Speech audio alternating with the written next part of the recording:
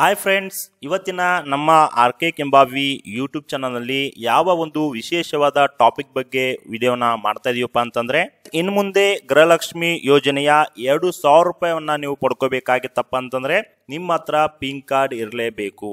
So pink card ಇದ್ರೆ ಮಾತ್ರ ಮಹಿಳೆಯರಿಗೆ ಹಣ ಜಮಾ ಆಗುತ್ತೆ. ಹಾಗಾದ್ರೆ ನೀವು ಕೂಡ ಗೃಹಲಕ್ಷ್ಮಿ ಯೋಜನೆಗೆ ಹಣವನ್ನ ಪಡ್ಕೋತಾ ಇದ್ರಿ, ಇನ್ ಮುಂದೆ ಪಿಂಕ್ ಕಾರ್ಡ್ ಇದ್ರೆ ಮಾತ್ರ ಒಂದು ಗೃಹಲಕ್ಷ್ಮಿ ಯೋಜನೆ ಹಣ ಬರುತ್ತೆ ಅಂದಾದ್ರೆ ನೀವು ಪಿಂಕ್ ಕಾರ್ಡ್ ಅನ್ನ ಪಡೆಯುವುದು ಹೇಗೆ, ಅದು ಎಲ್ಲಿ ಸಿಗುತ್ತೆ, ಎಷ್ಟು ದಿನ ಒಳಗಡೆ ಸಿಗುತ್ತೆ, ಪಿಂಕ್ ಕಾರ್ಡ್ ನ ನಾವು ಹೇಗೆ ಪಡಿಬೇಕು ಅನ್ನೋದ್ರ ಬಗ್ಗೆ ಕಂಪ್ಲೀಟ್ ಮಾಹಿತಿ. ಏನು ಇದು ಪಿಂಕ್ ಕಾರ್ಡ್ ಇದೆ ಗೃಹಲಕ್ಷ್ಮಿ ಯೋಜನೆಗೆ, ಪಿಂಕ್ ಕಾರ್ಡ್ ಇದ್ರೆ ಮಾತ್ರ ನಿಮಗೆ ಗೃಹಲಕ್ಷ್ಮಿ ಯೋಜನೆ ಸಿಗುತ್ತೆ, ಪಿಂಕ್ ಕಾರ್ಡ್ ಹೆಂಗಿರುತ್ತೆ, ಅದರಲ್ಲಿ ಏನೇನ್ ಮಾಹಿತಿಗಳು ಇರ್ತವೆ, ಎಲ್ಲಾನು ಕಂಪ್ಲೀಟ್ ಒಂದು ಮಾಹಿತಿನ ಈ ಒಂದು ವಿಡಿಯೋದಲ್ಲಿ ನಾನು ನಿಮ್ಗೆ ತಿಳಿಸ್ತಾ ಇದ್ದೀನಿ. ಸೊ ವಿಡಿಯೋನ ಎಲ್ಲಿ ಸ್ಕಿಪ್ ಮಾಡದೇನೆ ಪೂರ್ತಿಯಾಗಿ ನೋಡಿ. ಹಾಗೆ ಈ ಒಂದು ಮಾಹಿತಿಗೆ ತಪ್ಪದೆ ಎಲ್ಲರೂ ವಿಡಿಯೋಗೆ ಲೈಕ್ ಮಾಡಿ.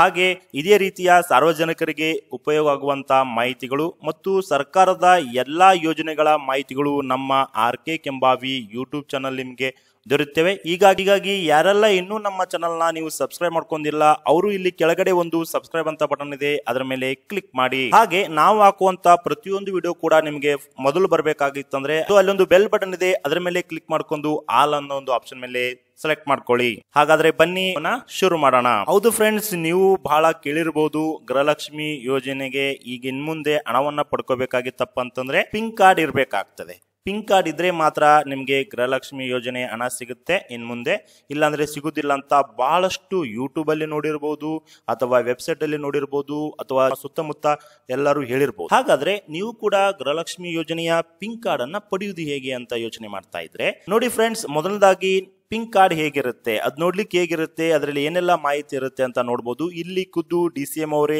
ಈ ಒಂದು ಪಿಂಕ್ ಕಾರ್ಡ್ ಅನ್ನ ತೋರಿಸ್ತಾ ಇದ್ದಾರೆ. ಕಾರ್ಡ್ ಬರುತ್ತೆ ಅಂತ ಹೇಳ್ಬೋದು. ಇಲ್ಲಿ ಮುಂದ್ಗಡೆ ಈ ರೀತಿ ಚಿತ್ರ ಇರುತ್ತೆ, ನಂತರ ಹಿಂದ್ಗಡೆ ಈ ರೀತಿ ನಿಮ್ಮ ಮಾಹಿತಿ ಇರುತ್ತೆ ಫ್ರೆಂಡ್ಸ್. ಹಿಂದ್ಗಡೆ ನಿಮ್ಮ ಒಂದು ಇಲ್ಲಿ ಮೇಲ್ಗಡೆ ಗೃಹಲಕ್ಷ್ಮಿ ಅಂತ ಸಿಂಬಲ್ ಇರುತ್ತೆ, ನಂತರ ಫೋಟೋ QR ಕೋಡ್ ಇರುತ್ತೆ. ಅದಾದ್ಮೇಲೆ ಅಲ್ಲಿ ಅವರ ಹೆಸರು, ಅವರ ವಿಳಾಸ ಮತ್ತೆ ತಾಲೂಕು, ಜಿಲ್ಲೆ ಮತ್ತು ನಿಮ್ಮ ಗೃಹಲಕ್ಷ್ಮಿ ಅರ್ಜಿ ಹಾಕುವಾಗ ಏನು ನಂಬರ್ ಬಂದಿತ್ತು ಆ ನಂಬರ್ ಅನ್ನ ಅಲ್ಲಿ ಮೆನ್ಷನ್ ಮಾಡಿರ್ತಾರೆ ಫ್ರೆಂಡ್ಸ್. ಈ ರೀತಿಯಾಗಿ ಗೃಹಲಕ್ಷ್ಮಿ ಯೋಜನೆಯ ಒಂದು ಪಿಂಕ್ ಕಾರ್ಡ್ ಇರುತ್ತೆ ಅಂತ ಹೇಳ್ಬೋದು. ಇದು ಬ್ಯಾಕ್ ಸೈಡ್ ಈ ರೀತಿ ಇರುತ್ತೆ.